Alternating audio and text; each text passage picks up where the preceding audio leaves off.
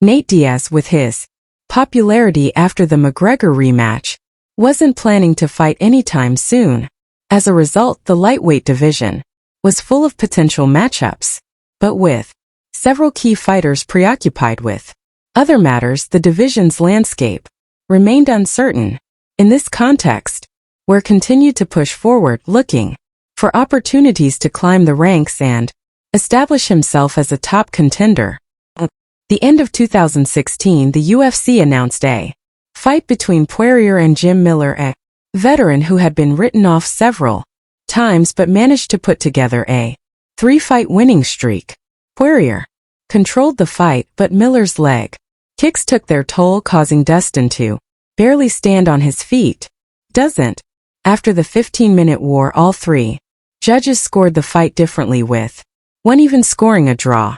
The other two sided with Poirier. Dustin said that he had many fights but never felt more pain than in that fight against Miller, when he repeatedly tacked my leg. My shin was in excruciating pain. Between rounds, I tried to listen to my corner, but all I could think about was the pain. Dustin Poirier recalled. Despite numerous minor injuries, Poirier returned to action just 3 months later and faced former champion Eddie Alvarez. The Diamond immediately took control of the fight, maintaining distance, attacking Alvarez's body and legs. Midway through the second round, Alvarez was stunned multiple times but survived and went on the offensive, coming back to him again hard with that left hand. He got carried away and delivered several illegal knee strikes to his opponent's head. The referee stopped the fight, and after a few minutes the bout was ruled a no contest. No contest. A rematch was scheduled but had to wait for over a year. In the meantime, Dustin managed to defeat 2 stars. First, there was a bloody fight with Anthony Pettis, which featured multiple reversals and position changes. Significant strikes landed. Nice combination there. Pettis with an uppercut, when locked a body triangle on Pettis, forcing him to submit due to a rib injury.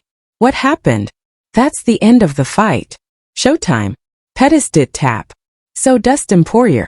Next up was Justin Gate, with the fighters ranking 6th and 7th at the time. They headlined a UFC on Fox event in Arizona, delivering a chaotic slugfest, trading blows at every opportunity.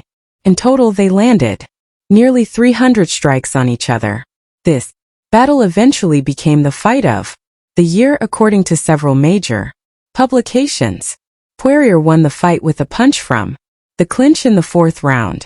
The clincher knockout. However, he strained his quadriceps. Having recovered, Poirier met Alvarez again, and this time he left no room for accidents, winning by technical knockout at the end of the 2nd round. What a warrior, Eddie Alvarez. That's the peer. That was it. Dustin Poirier. Dustin the Diamond. 3 consecutive impressive victories finally propelled the Diamond to the 3rd spot in the rankings. Only Khabib and Conor were ahead of him.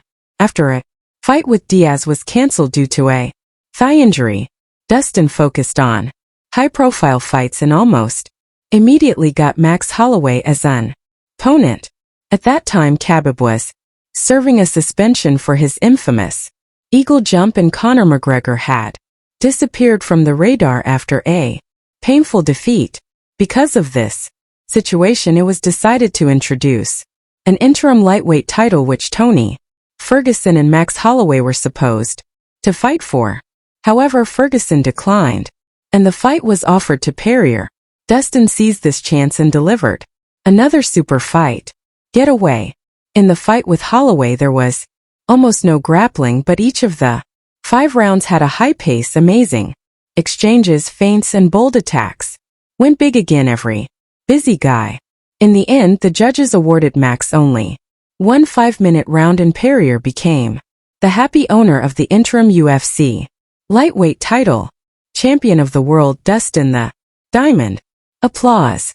However, the title unification bout was not as spectacular as fans would have liked. Dustin managed to land a solid shot on Khabib once, Khabib now on the retreat. But the Dagestani fighter was unstoppable that night. He managed to take down and submit Poirier. After such a painful defeat, Dustin took a break and returned immediately to a fight of the year contender against Dan Hooker, who was climbing the rankings at that time. This fight amazed everyone as there was no audience in the arena. Every single strike sounded like a gunshot. Can't fire his left hand. And there it is. In a very brutal and competitive fight, veteran Poirier managed to secure the victory after the sudden announcement of a rematch against Conor McGregor. Many thought it would be an easy win for Conor, as he had already defeated Poirier in just one round. The rematch headlined the numbered UFC 257 event on Fight Island. The Irishman was the favorite and started the fight actively, landing several good shots and rocking Poirier. However, McGregor unexpectedly experienced issues. He slowed down and, in the second round, Conor crumbled.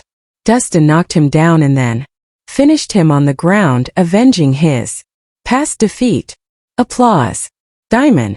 Or, after Khabib's retirement, Poirier was the first contender for the title, but he chose another fight against McGregor. The trilogy was set to conclude on July 11th with a victory bringing Dustin not only fabulous fees. The bout ended in the first round. However, surprisingly, the fight ended with a leg break for Conor. Despite the strange ending, Poirier finally got a title fight against Charles Oliveira, where he dominated the first round and tried to finish him multiple times. Just in quick. However, this exhausted him, leading to a submission finish. Charles managed to survive the beating and defeated Dustin. Many thought this would be the end of Poirier's career.